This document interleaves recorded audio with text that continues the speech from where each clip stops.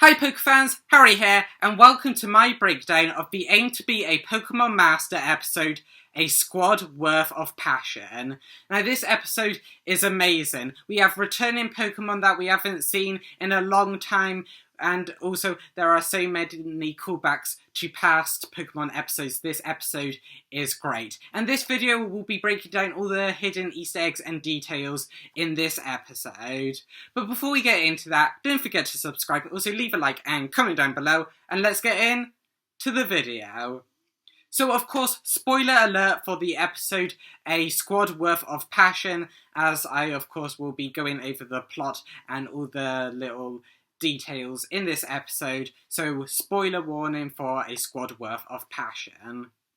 So this episode starts with the gang arriving in Vermilion City, which is the city that Lieutenant Surge's gym is in, and it is also the city in which Ash caught Squirtle. Of course, the main Pokemon of this episode, Ash caught his Squirtle in Vermilion City, as it was part of the Squirtle Squad, and this is what this episode is covering. The main Pokemon of this episode is Ash's Squirtle and the Squirtle Squad. And as they arrive in this city, Venonat crosses their path, and this of course freaks Misty out, referencing her fear of bug types, which was referenced actually not in last week's episode, but the episode before that, in the episode Brock, Silent and the Forest Witch, when she ran into a Joltik and it freaked her out, and she gets freaked out by this Venonat as well.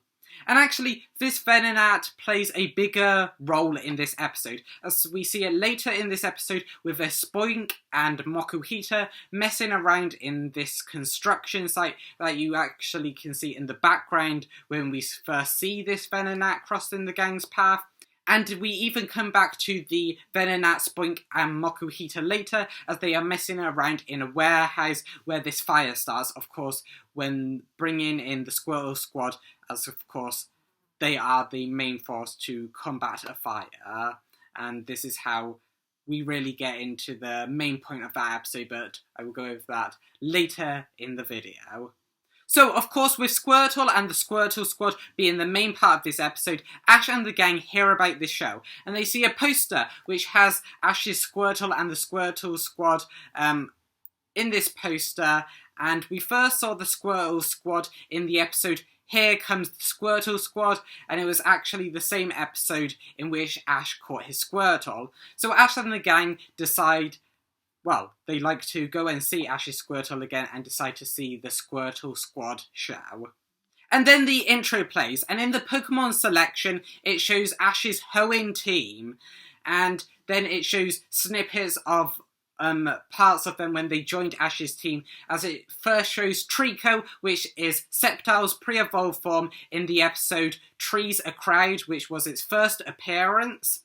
It then goes on to show Apom, which is Ambipom's pre-evolved form in the episode Channeling the Battle Zone, which is the episode Ash caught it in.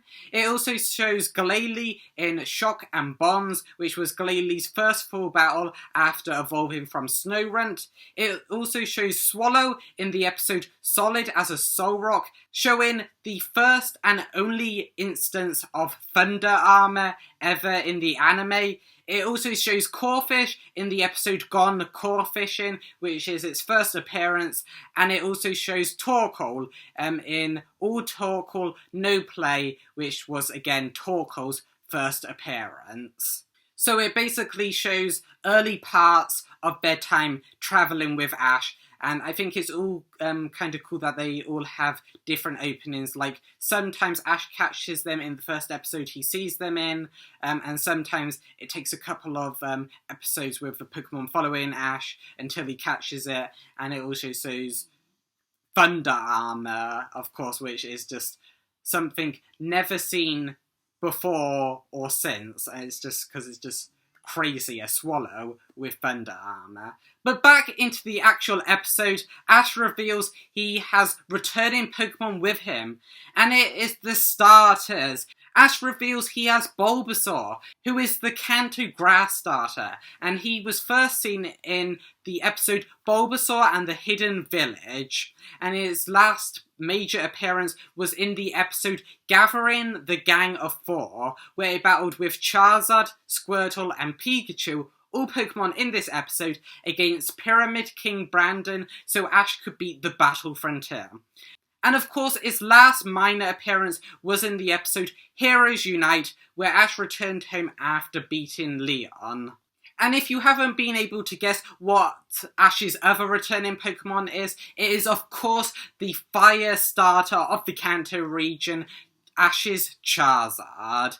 And it's just amazing to have all of those Pokemon back. Of course, Charizard's first appearance was as a Charmander in Charmander, the Stray Pokemon, and its last major appearance was in the episode Best Wishes Until We Meet Again, when Ash had brought it into his Unova team and rotated that around. And its last minor appearance was, of course, in the episode Heroes Unite, where Ash returned home after beating Leon. And of course, with this episode centering around Squirtle, it is very thematic that it is the 4 Kanto starters that Ash has in this episode. And it is also revealed Brock has his Krogunk with him, and that is revealed when Brock flirts with an Officer Jenny, because canonically he has had a thing for every Officer Jenny and Nurse Joy, and he flirts with this Officer Jenny, and Krogunk pops out of his Pokeball and poison jabs Brock, which is something it always did whenever Brock started flirting with a female. And Krogunk's first appearance was actually in the episode Gym Baller, where it was used by Team Rocket as a kind of fake gym, where they kind of used that to steal Pokemon. And its last major appearance was in the episode The Needs Are Free, kind of the end of the Team Galactic arc of that series, and its last minor appearance was in the episode Partners in Time, where it was seen with Brock watching Ash's champion match against Leon. And that's not it for returning Pokemon, because Misty reveals she has Politoed with her, whose first appearance was as a Poliwag in the Stun Spore Detour. And it later evolved from Poliwag into Poliwhirl in the episode The Totodile Duel, which is the episode where Ash and Misty battled over who would get Totodile. And Poliwhirl later evolved into its final form, Politoed, in the episode Outrageous Fortunes. And its last appearance was in the episode A Fated Face-Off, which was the episode in actually this series aimed to be a Pokemon Master, where Misty and Ash battled over ownership of a Clauncher. Misty also reveals she has Psyduck with her, and Psyduck is like the comic relief of Misty's team, and Psyduck's first appearance was in the episode Hypno's Nap Time, and its last major appearance was in the episode Regions Collide, when Misty and Brock travelled to the Alola region and kind of reunited with Ash. And Psyduck's last minor appearance was in the episode A Fated Face-Off, and that episode was, of course, the episode in this series where Ash and Misty battled over ownership of a Clauncher. And the third and final Pokemon Misty has is said Clauncher, which, of course, its only prior appearance was in the episode A Fated Face-Off, where it eventually joined Misty's team. And moving back into the episode, of course, Ash calls out Bulbasaur and Charizard so that they can watch the Squirtle Squad show with Ash and the gang. And they are both shocked, but happy to see Squirtle having its own show, and the gang are just so excited to see it. And in this episode, we also get the return of Team Rocket. And Team Rocket was not in the last episode, of course, being kindness right on the tick, which I actually did a video breaking down that episode, so I will link that up in the cards above. Check that out if you haven't already. And it is revealed that Team Rocket are the managers of the Squirtle Squad, so they have actually a big role in this episode from no appearance last episode. And they've kind of created this show as a way to make money off the tickets of the Squirtle Squad show and also merchandise of the Squirtle Squad, with the gang actually buying some of this merchandise and, of course, buying a ticket to see this Squirtle Squad show. And the Squirtle Squad show starts with Team Rocket playing the villains in the show that start fires, and they introduce themselves using a variation of their usual Team Rocket introduction. So Team Rocket starts fires in this show, so the Squirtle Squad show up to put out the fires. And the Squirtle Squad show up, and they are dressed like the Super Sentai or the Power Rangers. So the Super Sentai are like the original Japanese version of the Power Rangers, and the Squirtle Squad have the same colours as the Super Sentai. They have the same colours of red, yellow, green, pink and blue, which is of course the same as the original Super Sentai, and the colours are the same as the original Power Rangers as well, except for the Black Power Ranger. The Squirtle Squad don't have a Squirtle dressed in black, however they do wear these like black kimonos or gowns in this poster for that is advertising the Squirtle Squad show. So the Squirtle Squad look like the Power Rangers in the suits they're wearing in the Squirtle Squad show, and if you factor in the fact that they're wearing these black kind of kimonos in this poster that is advertising the Squirtle Squad show, they have all the coloured suits that the Power Rangers also have. And during this performance, Squirtle notices Ash and the gang are watching, so the Squirtle Squad put out the fires, and Team Rocket, their fire villains are defeated, and they dress back into their manager uniforms, and they announce that the Squirtle Squad will now be signing pictures and taking photos, and it's just amazing. Of course, a lot of kids at this show, and in this scene with a photo being taken with the Squirtle Squad and a load of kids, there are 3 kids on the left that look like a young Ash, Brock and Misty.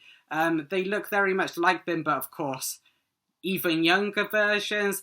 And of course, the real Ash, Brock and Misty want to see Squirtle. But by the time they get to the front of the queue, Team Rocket closed the photo session, and this prevents the gang from seeing Squirtle. And Squirtle, of course, sees the gang walking away, leaving him shocked and kind of devastated on why didn't they come to see him, not knowing that Team Rocket prevented Ash and the gang from, of course, them being able to see Squirtle and the Squirtle Squad. However, Ash and the gang did hear about the Squirtle Squad staying at this hotel, so they decide to drop on by. However, Team Rocket, thinking Ash has come to take Squirtle back, prevent him from seeing Squirtle yet again. However, Bulbasaur and Charizard manage to get past to greet Squirtle, and this is the first time they have reunited since gathering the gang of 4, which is 763 episodes earlier, and of course this is the episode where they teamed up in a battle with Bulbasaur, Charizard, Squirtle and Pikachu, of course all of them teaming up to help Ash beat Pyramid King Brandon and defeat the whole of the Battle Frontier. And even though Bulbasaur and Charizard are happy to see Squirtle, he is angry at them, and this causes Charizard to get angry and fry the Squirtle Squad, like he has done to Ash many times in the past. However, Bulbasaur tries to keep the peace between them, as it is kind of a peacekeeper between Ash's Pokemon at Professor Oak's lab, seen on many occasions. However, Squirtle hits both Charizard and Bulbasaur with water, causing them both to get angry. And Ash and the gang see this happening, so Ash and Pikachu break past Team Rocket. However, they get caught in between his Pokemon's attacks, leaving him charred and wet and whatever grass does, and just basically a bit dishevelled. And even though Bulbasaur and Charizard are shocked that they made this happen, Squirtle is still angry at Ash, and this causes Pikachu to get mad too, causing him to electrocute everyone, like he has done many times in the past, and this causes Bulbasaur and Charizard to leave angrily, and with Squirtle still dismissing Ash, Ash has to go after Bulbasaur and Charizard and leave Squirtle behind. So then we see the aftermath of this fight, and it is shown that Charizard and Bulbasaur are still angry with Squirtle, and the rest of the gang are sad and concerned with how things have turned out, and they're not sure why Squirtle is angry at Ash. But of course we know it's because Squirtle thinks Ash decided not to say hello to it in the autograph and photograph session with the Squirtle Squad. And of course Team Rocket witnessed this, pretending to be the Squirtle Squad's managers, and they think Ash and the gang are weak as they are concerned with Squirtle. So they decide to catch Pikachu, Charizard and Bulbasaur. However, their plan fails when they accidentally ensnare a Hariyama, which was from the building site that we saw earlier, and it sends Team Rocket blasting off again. And this net that they try to catch Pikachu, Charizard and Bulbasaur with is actually the net that starts the fire in the warehouse district that I mentioned earlier in this video. And with Ash and the gang still sad and concerned about Squirtle, they overhear an Officer Jenny talking to this man, and Brock rushes over to proclaim his love for her, referring to the fact that obviously he loves every Officer Jenny and Nurse Joy. And in this proclamation of love, Brock starts to recite the opening of the Aim to be a Pokemon Master song, as he says, "Be it fire, water," and then interrupting this, Krogunk emerges from its Pokeball and poison jabs Brock, just as it always did in the Sinnoh anime whenever Brock was flirting with a girl, and Misty also pulls Brock away with his ear, which she always did in the Kanto and Johto anime whenever Brock was flirting with a girl. And then it is revealed a fire has broken out in the warehouse district, where the Venonat, Mokuhita and Spoink were messing around in earlier, that I mentioned earlier in this episode, and the net starts the fire, and Venonat, Mokuhita and Spoink find themselves in big trouble. And of course, word breaks out quickly of this fire, and the Squirtle Squad hear about this fire, and decide that since they are firefighters, they decide to go and put it out. And the Squirtle Squad arrive at the fire, however it is quickly revealed they can't put the fire out by themselves. So Misty helps them with her Politoed, Psyduck and Clauncher, and during this, Ash shouts his support for Squirtle, which Squirtle hears, causing him to lose his Super Sentai Power Rangers costume in favour of his black kimono or black robe, becoming a true firefighter again instead of being a performer, which is the main reason why Ash left Squirtle, so Squirtle could be a firefighter, and by kind of shedding the Power Ranger Super Sentai costume, he is becoming a true firefighter again. Ash also decides to help more than just cheering his support by using water from a water hose on the fire, as well as Pikachu try to damp the fire down using his electric attacks to try and stop the fire. And seeing how hard Squirtle is trying to put out this fire, as well as Pikachu, Ash and Misty and her Pokemon helping Squirtle out, Bulbasaur and Charizard help, after refusing to help at first. And of course, the gang see the Venonat, Mokuhita and Spoink that were messing around in the warehouse district where this fire started, of course, from earlier in the episode, and they endeavour to save them, with Charizard, Bulbasaur and Squirtle all having to work together to save them. Charizard has to fly as close as he can to get to them. Squirtle has to douse the fire, so Bulbasaur can use his vines to lift the Venonat, Mokuhita and Spoink out of danger. And the fire is eventually put out with, of course, the help of all of them, apart from, of course, Charizard frying them all with a flamethrower, like he did earlier in this episode. But it's just a bit of fun as Charizard. That's how Charizard really shows his affection. And with the fire safely out, we then zoom out, and watching all this unfold is Latias in its invisible form, just like it has been watching everything unfold in every previous episode this series. Of course, probably leading to the fact that it will reveal itself in probably the last episode of this series. However, as the episode then comes to a close, another Officer Jenny turns up, being the one that Ash actually originally left his Squirtle with, and Team Rocket took the Squirtle Squad without her knowledge. It's a bit shocking that she's a policewoman and she didn't know her firefighters were missing, but moving on past that, the Squirtle Squad eventually reunite with their Officer Jenny and become the firefighting Squirtle Squad again. And as the gang wave the Squirtle Squad off, before Squirtle leaves, he jumps into Ash's arms and they hug, which is of course referencing when he joined Ash's team in the episode Here Comes the Squirtle Squad. And it's just a really touching moment, and it's just saying that seeing Ash's Squirtle off in a good way, with them being no hard feelings between the two of them. And as the Squirtle Squad drive off, lots of people come running up. But they're here actually to see Ash, not the Squirtle Squad, which all these people were fawning over earlier. However, they're here to see Ash as they recognise him as the Pokemon World Champion. And this is the first time Ash has been recognised as the Pokemon World Champion in this series, outside of just his friends. And this is amazing, showing that this is a living, breathing world and people are caught up on to date in probably the biggest thing in the Pokemon world, which is Pokemon battling, and that everyone knows that Ash is the Pokemon World Champion.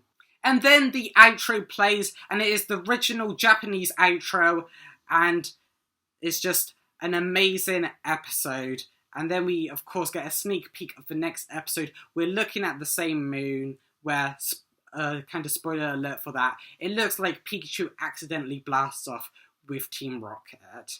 But this episode, I think, was great to have the original kind of starter gang back together again. And we haven't seen that since 763 episodes ago. That was a long time. That was back in the Hoenn anime. So it was great to see them all back together, reunited again. And it was just great to see Ash and his Squirtle leave with good feelings between the two of them. And I think this episode was great. But that is just my thoughts. Let me know down in the comments below, what did you think of this episode? And also, if you like this video, don't forget to leave a like, also subscribe, and share it out. I will see you in the next one.